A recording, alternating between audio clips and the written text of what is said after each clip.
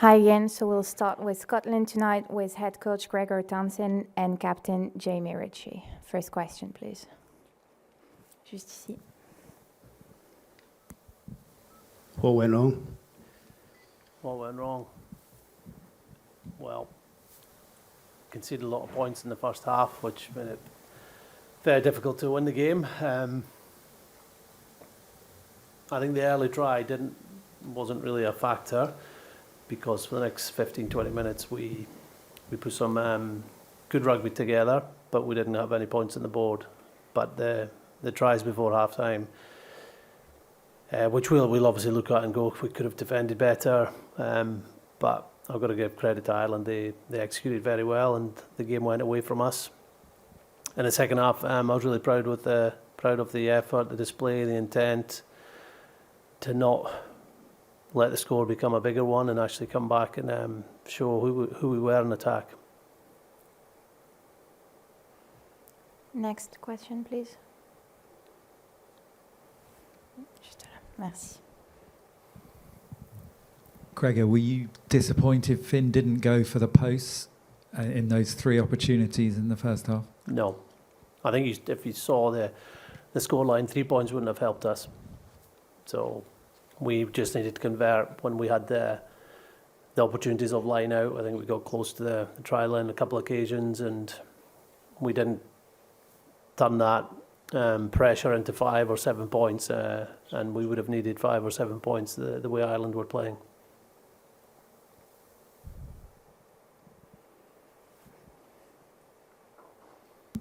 Gregor, you've congratulated Ireland. Did you get anything from Ireland there that you weren't anticipating? No, they were just very good. I thought they defended really well. At times we were getting half breaks, making some meters, and with a lot of pressure, went through a lot of phases, and they kept their shape. And in that first quarter in particular, in the second half, we did manage to get in behind their defence. But I thought look, they started really well, scoring a try in the first couple of minutes, and then it was a proper test match in terms of both teams having opportunities for 20 minutes, and then they took theirs, and they're very clinical at taking them.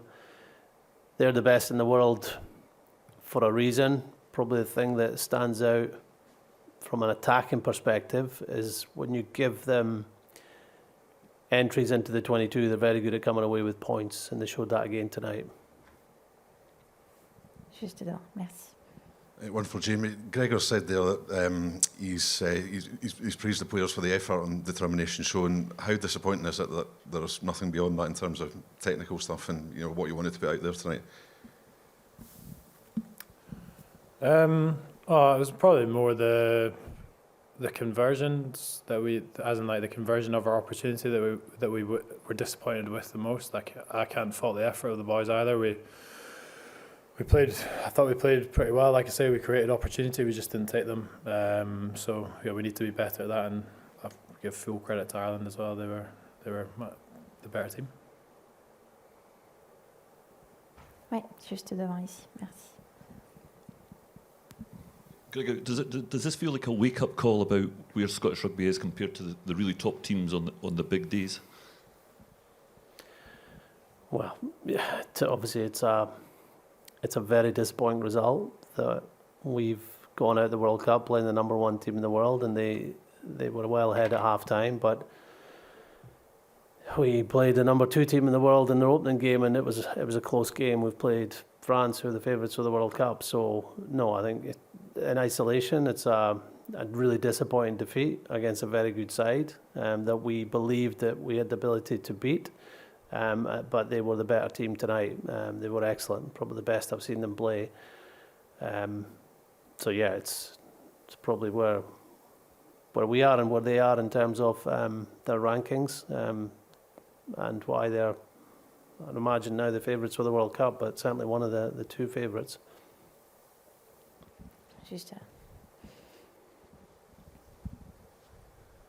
Gregor, this is 3 times in the last 4 World Cups that we've not got out the group, and tonight feels very similar to 4 years ago when we lost to Ireland. Does something have to change fundamentally in our game whether it be personnel at coaching and playing levels, but also structures as well? Because it just seems like we keep repeating things that's not working. Okay.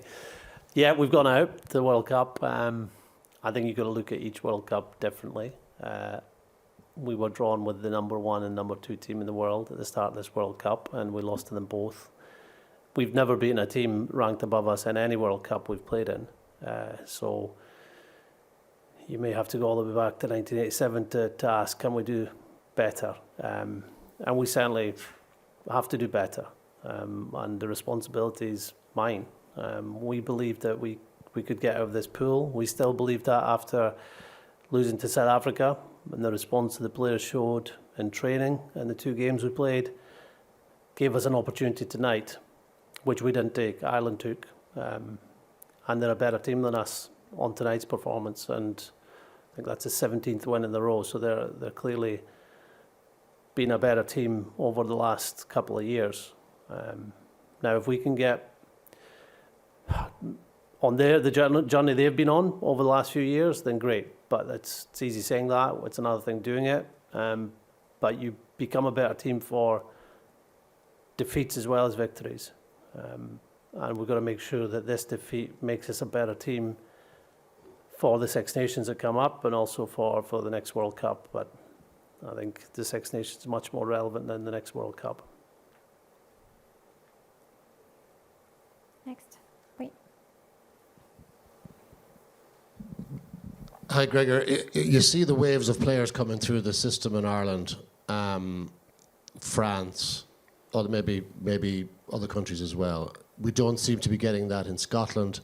If you're looking over the next World Cup cycle, are you really concerned, or concerned at all, that you will be losing some players in terms of retirements, but there's very little coming through?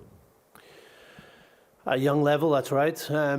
But I'd say this World Cup has shown that we've got really good depth in the top 30. We've got 33 players here, and we had 12 changes, I think, between our last 2 games. So the players in this group and just outside this group are test quality. But we have to get more players through.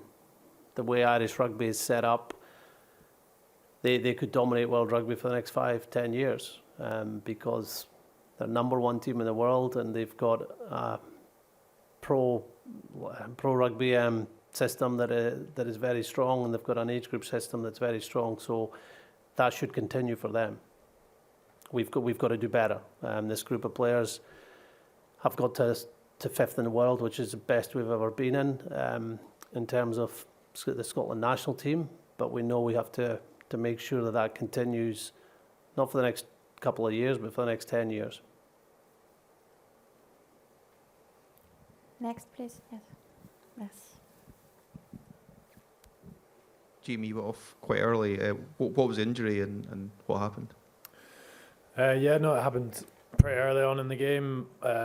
Just got a shoulder on shoulder and was pretty sore.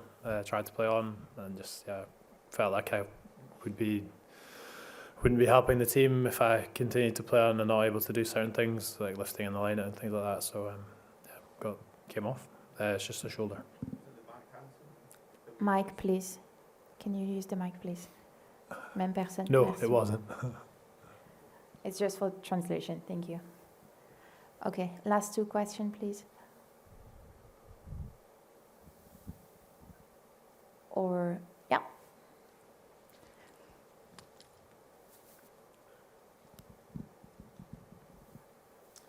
I will try in English. You are the last team which beat the French team. According to you, what is the progression of the French team in this World Cup? And the French team can be win. You tell about Ireland is favorite of the World Cup. Maybe the other favorite is France, according to you? Maybe.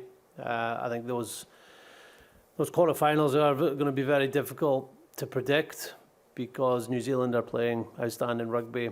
South Africa had opportunities to beat Ireland, and Ireland just held on at the end of the game to beat them, so they're not far away.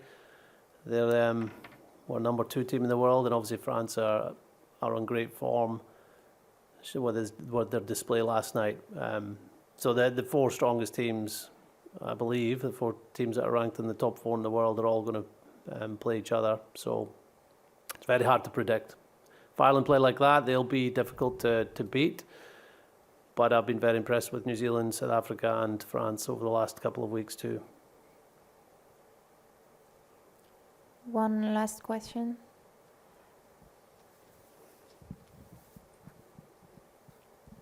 I can just confirm the other injuries looked like Blair Kinghorn was at a concussion and Darcy and anyone else.